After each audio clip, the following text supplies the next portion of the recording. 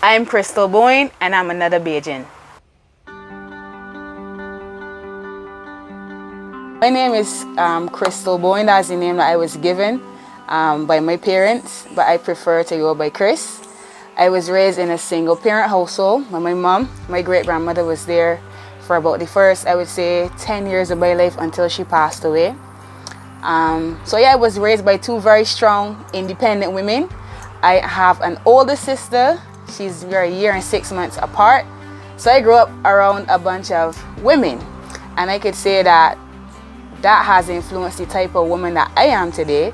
My mom raised me to be strong and independent, and I have a not giving up spirit because I see that's how I saw my mom be that way when I was growing up. Even as far as the house that we live in, when I was growing up, the house that I lived in was not what I live in now. Our home wasn't the best in terms of the structure. But I saw my mom come from 0 to 100 debt-free, might I add, and she never gave up. And seeing that really influenced me to be the type of person that I am now. I have the don't give up, anything is possible type of mentality, because I saw that. Being raised by a single mother who had a minimum wage job, she was able to accomplish something that a lot of people can't say that they accomplished owning their own home. And every time I look at the house, it's just a reminder of the fact that I could accomplish whatever I want to accomplish. I grew up in church. I was in church for a very long time. So I still have a lot of my Christian roots. I'm not ashamed to say that, that is something that I still have a footing in. However, some of it has changed. Some of the things I believe has changed, but the core of it is still the same. I went to Reno Weeks Primary School, and then I went to Dighton Griffith Secondary School. It was interesting. School life was very interesting, especially since I was a bigger child. And when I say bigger, I was fat. Still am fat, but you gotta get to that now. Being a bigger child is difficult growing up. You get teased, you get taunted. I can remember there was an experience where I was having lunch and the children just came and took up my bowl and was running all through the school with it, because I guess they felt like I had enough food to eat at some point. So growing up, being a bigger child, having to sit in the back of the class because I was bigger, it was a little rough, and it played on my self-esteem a lot. I didn't really feel like enough. And then I had a slimmer, prettier sister. So then there was that, and people will make sure that they point that out as well. So I really had low self-esteem growing up. I didn't really love myself. I didn't really think there was anything to like because people didn't like me. So I think that I relied on food a lot to be comforting. I was also a thumb sucker. That was part of my comfort as well. So I spent a lot of childhood years isolated. I remember my mom would say, "You don't have any friends? Nobody don't call." I don't say anybody come over, but it's not that I didn't have any friends. People didn't generally want to be my friends. So I found comfort in being with myself. And in so doing, even though I might look back now and say, hey, that's not how I would have liked my childhood to go, it has caused me to become very comfortable in being alone. And not in a toxic way of isolating myself. I don't need anybody. But I know how to thrive in a space where I'm alone. I've achieved most of the things that I've achieved by myself. And I am starting and trying my best now to grow into a place where I could include more people, where I could get more people involved in my everyday life. But for the most part, I'm going to do it myself because I know I could do it myself. And I have that mentality. However, I know that there's nothing wrong with asking for help. So if there's anybody that's like me, there's nothing wrong with asking for help. Everybody needs help. Even Jesus had 12 whole disciples. So I think that's an example that we could take. You can't do everything by yourself, and you shouldn't have to. So there's nothing wrong with asking for help.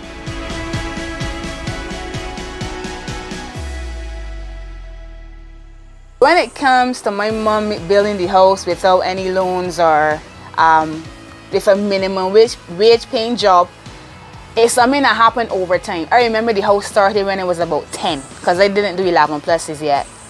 And the house finished, I would say, about 7 years ago. The way that I time it is because that's when my goddaughter was born. So it took my mom about 11 to 12 years to complete the house. It was something gradual. So I remember sitting down and she would have a list and she can say, well, I can do the floor this year, I can buy the electrical things this year, and she would sit down and create a budget. And piece by piece by piece by piece, she did it within a 12 year span. So it wasn't anything that went up quickly. And I think there's a lesson that I could learn and anybody could learn in that.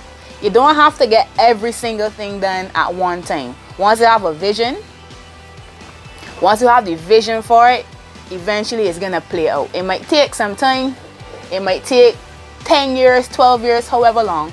But I feel like once you keep at it and it's something that you really, really want, you're gonna get it.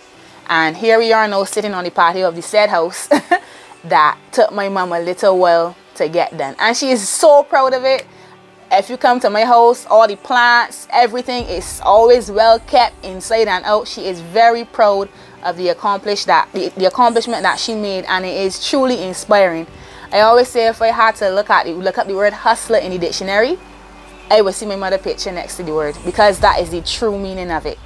Not knowing how something would come, but still having faith and still following through with the plan, even though she didn't even know where sometimes the next meal would come from.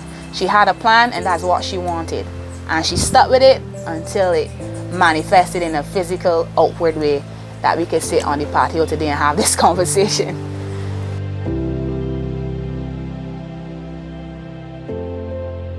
So earlier I would have mentioned my granny, who's actually my great grandmother. That's my mother's grandmother, but she's the only person I knew to be grandmother. Enid Ursula Tudor, that was her name. She used to use the term Jesus woman, full out Christian, pray under the mango tree, preach under the mango tree type of woman. No nonsense, cut your tail.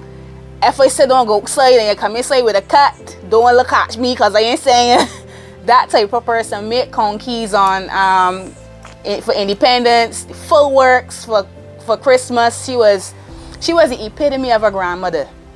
I remember she really liked sweet potatoes, and she had a song. She used to sing, sweet potato popping around the corner, put it in the pot and it boil like powder. She used to sing that. She loves sweet potato, and plus, you know, the plus bottle has a man on it. So she would say, if when I go, you know, I want a drink with the horse on it. If she said she grand is a man, not a horse. But I knew that she meant plus, and she did like guava cheese. Every session the church had, she would go. I remember during summer praying fast. Now we know praying fast is that long. Me and my sister got to go. So you're in the church sitting down from about 9 o'clock in the morning to 4 in the evening. Everybody fasting, so you got fast too. You're eating the snacks, not drinking nothing, and you're there just grand ain't hungry. I ain't here praying, y'all gotta be in here praying too. So I would say that's the place that my Christianity started. I always started to be involved in church at that point in time. But Grand was a good grand. I don't know how else to put it. I remember like seeing her get sick, and at that age I didn't really understand. But I can remember her funeral now, and I remember crying. I was about 7 or 8. And I think it hit me that I would not see her again. And I didn't really know how to express how I felt, but I just knew that my granny was going into the ground and she wasn't going to come back. But I would say that I think she raised my mom to be strong and independent, and that's how I have now the opportunity to be raised in the same way. Both me and my sister, we both own businesses, my sister and I. And I could only really thank the women around us for showing us that you could excel in life, and you don't necessarily have to sit back as a woman and wait for anything to be handed to you.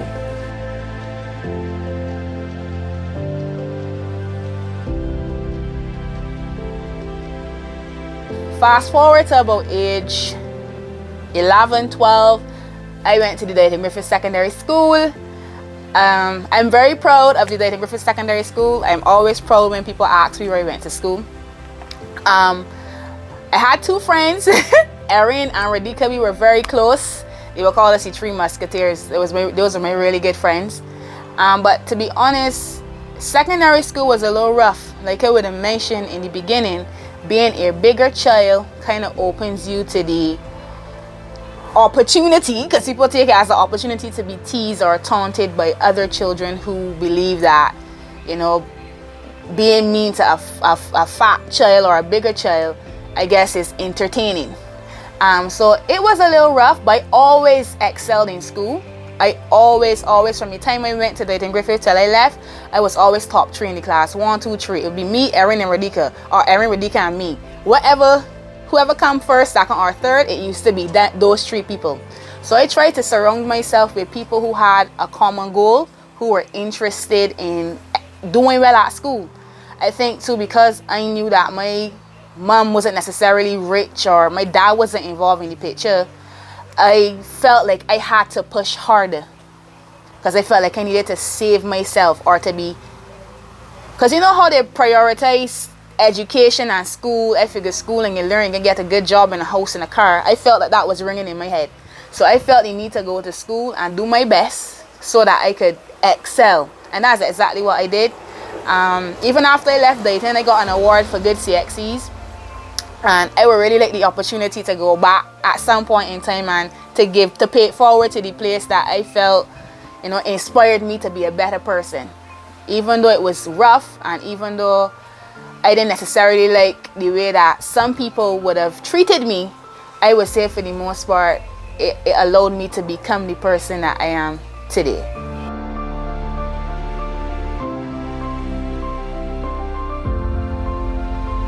So I left Dayton in 2010. The first thing I did was get on a plane and go to South Africa. That was the first thing that I did. Right after I graduated, I went to South Africa with the church. We went during FIFA World Cup on a missionary trip, and it was the first time I got on a plane, and I was so excited. I didn't even know what to do. I didn't even want to go to the graduation. I was just interested on getting on the plane and going to South Africa. So I spent 2 weeks over there. I came back home. And then lays the big question, what am I going to do with my life? No, I applied to UE, got in, but I couldn't go because we couldn't pay for it. So I started a babysitting company, and I started doing aftercare, babysitting, just anything within the childcare arena, because I had a certification from the Polytechnic, and I was certified to do that. So I started putting up flyers, advertising on Facebook at that time. And I got a couple clients, and I did that for about a year and a half. And then I would hustle like chives and sweet peppers, or walk up and down the gap, up and down the road. I sell newspapers. I do some of every single thing you could think about, because I knew that I had to start making money. And I don't really resent the fact that I didn't get to go to school, because I am who I am now, and I'm proud of who I am. Without going to UE or BCC, I am still who I am. But I always had the hustle, get going, get up and get moving. I had sheep, we had chickens, anything of the outside nature, especially too because my mom was raised up with chickens and sheep and crops outside. I kind of pick up the same habits. Also, that's why to agricultural science in school, because they said if everything goes south, at least I can plant a potato. I can still make some money. So even in choosing my subjects going back, I kind of did it with the mentality that I got something to fall back on, regardless of what happened. So I chose the subjects I chose on purpose. Anyway, so left Dayton, started making money. After a while with the babysitting and childcare, I transitioned to preschool. So I used to teach preschool.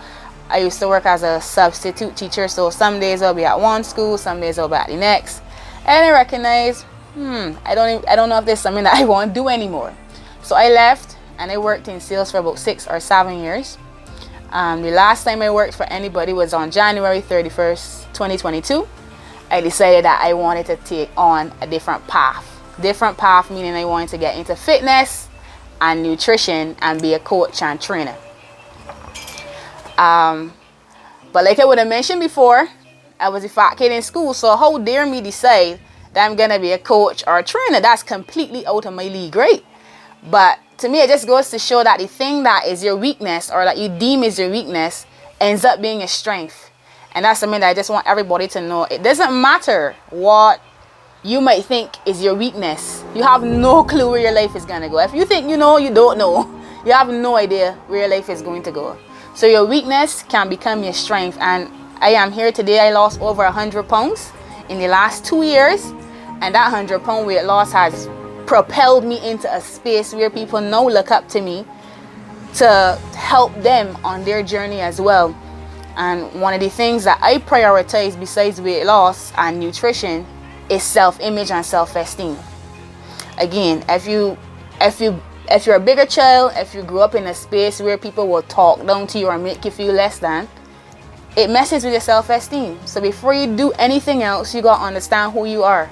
You gotta find that strength and power within yourself so that you could take on the world. Because the world is not an easy place to live in. There are people who are always gonna be at your throat. There are people who are always gonna have a problem. And unless you have the foundation where you could find something good within yourself to love, you're gonna always fall victim to what other people have to say. But you gotta find your own voice, your own purpose, your own love within yourself. People talk about self-love, but what is it really? It's about finding something in yourself. It's not about somebody else loving you or you doing a whole bunch of things and then the world coming together and saying, oh, look at what she achieved. It's about you finding that one thing about yourself and embracing it to the fullest. And that's what I did. And I here now.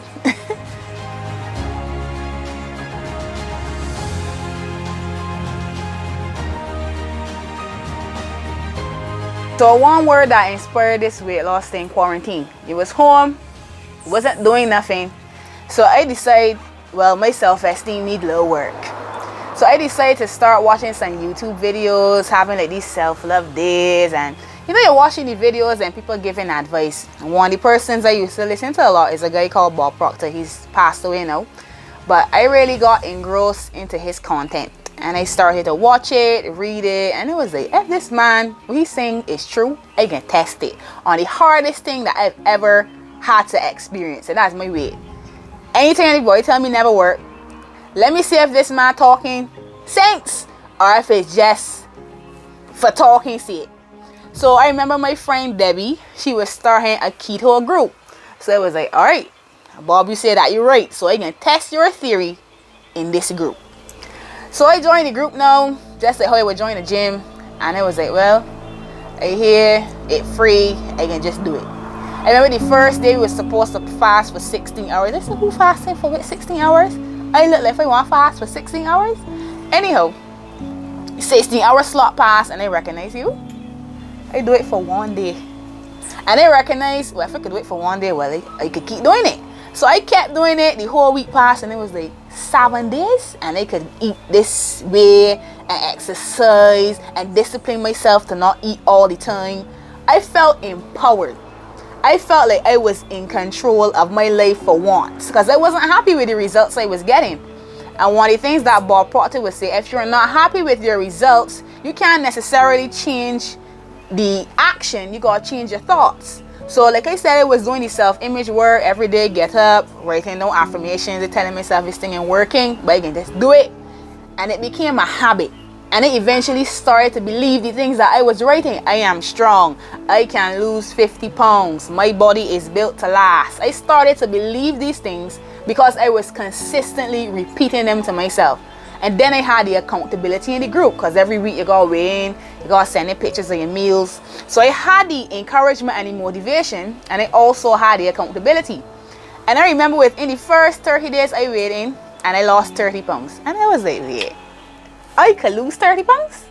That lit a fire under me, and it was like, I never experienced this type of change. What did I do different?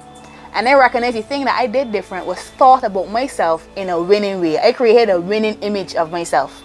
Because I just used to see Chris as somebody like and be just fat for the rest of my life. And not that there's anything wrong with being fat, but I knew personally that I wanted a different result. I wanted to do something different. And as I grew, a year passed, I hit the 2-year mark, I was like, you know how many people there are that was probably in the same position that I was in? They didn't believe that they could, so they didn't even try. So then I tell myself, I can record this on Instagram, I can put out my progress, and I can just keep an account of everything that happened. And soon after, people started sliding my DMs.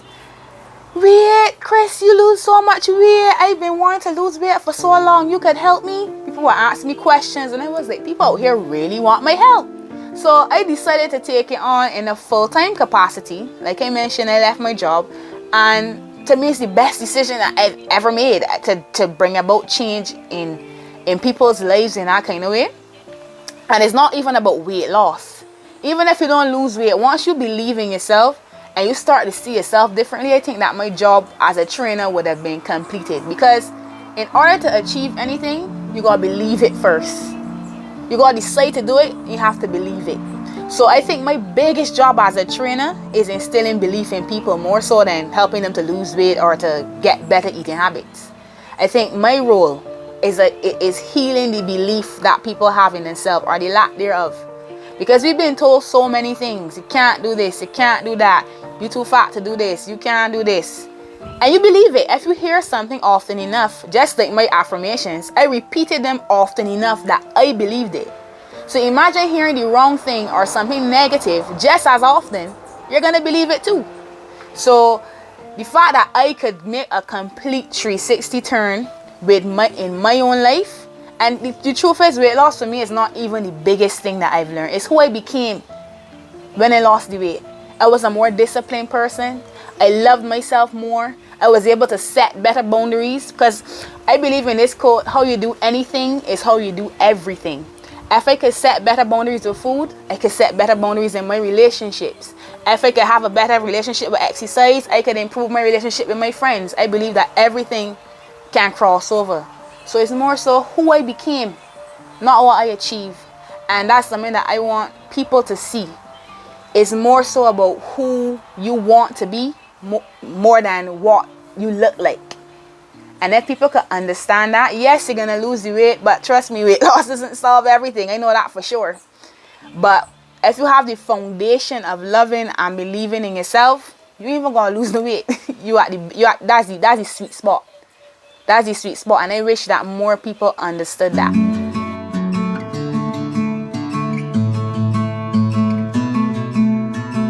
Leaving my job in January, obviously if you're working in 9 to 5, you have a set day when you're gonna get paid.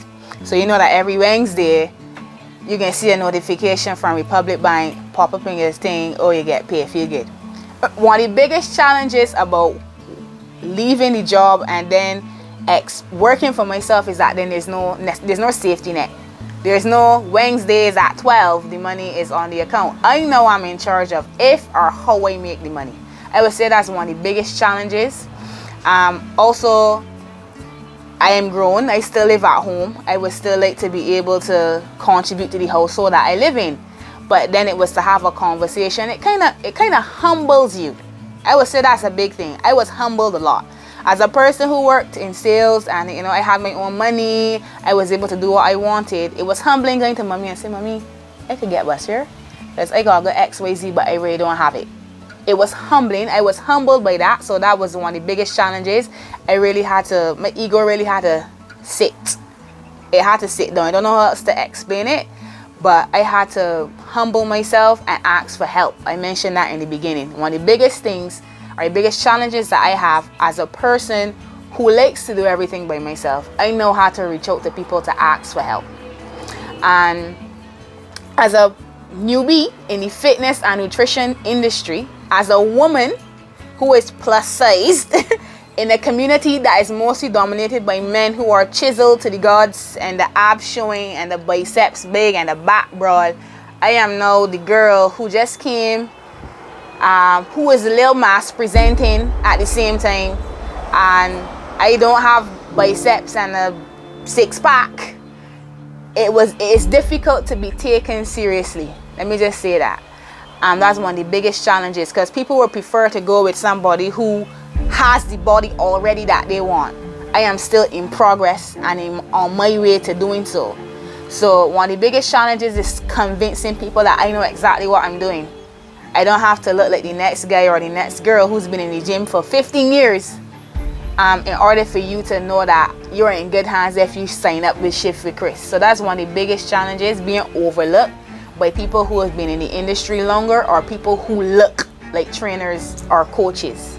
And maneuvering that. I remember one time I felt so insecure about it. I asked my friend, I look like a trainer? I look like a coach? If you had to see me out, you would think I was a coach? And she said no. And my heart dropped, but I appreciated the honesty, because then it made me recognize what people see when they see me. And I don't think she was saying it to be mean, she was saying it to be real. And since that conversation, I made it my mission. I'm making it my mission now to show the world that I don't have to look like the guy with the 6-pack abs. But believe me, when I tell you that if you work with me, you're gonna see the same results. I am on a mission to prove to myself and everybody else that you do not need to be jacked and ripped to the gods to be a good personal trainer or coach.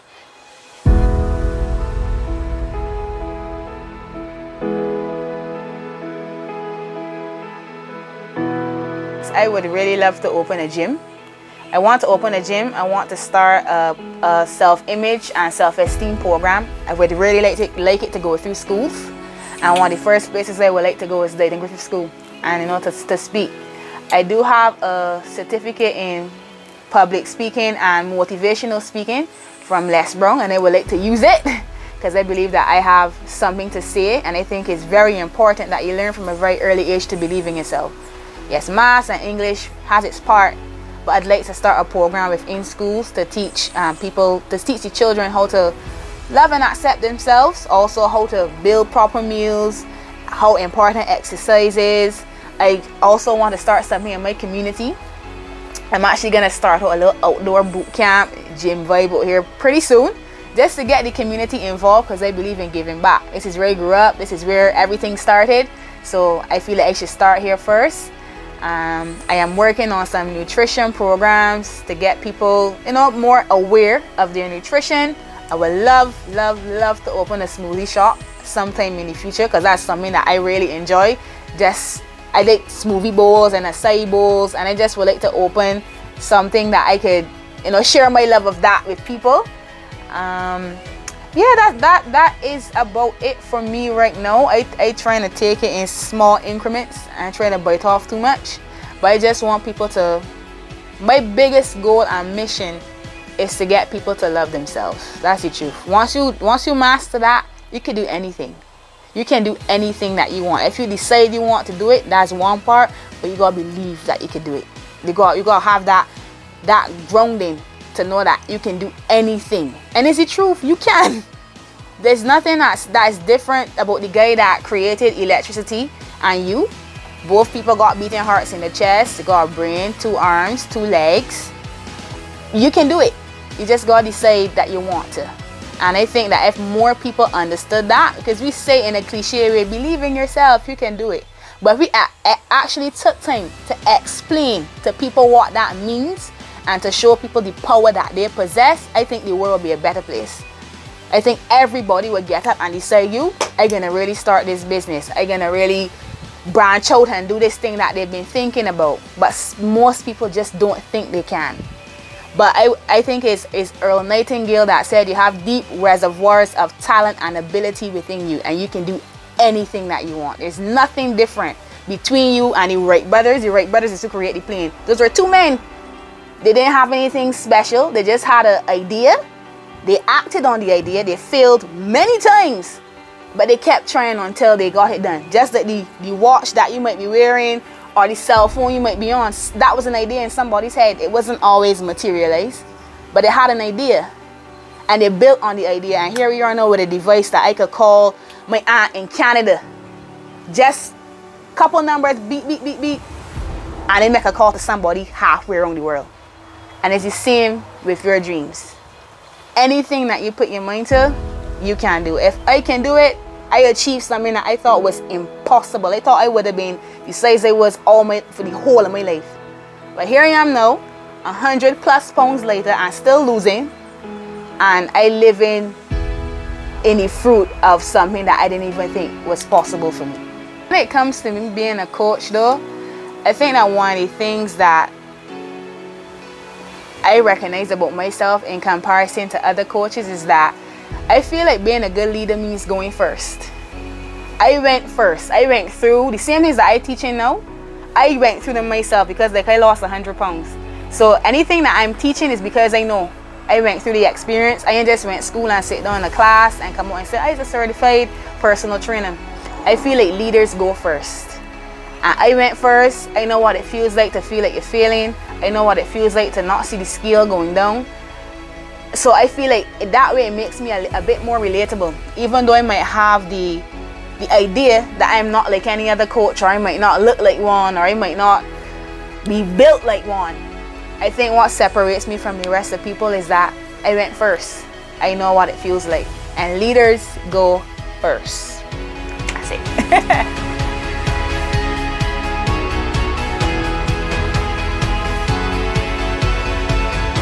I'm Krystal Bowen. I'm a daughter, a sister, a coach, a motivator, a friend, and I'm just another Bajan.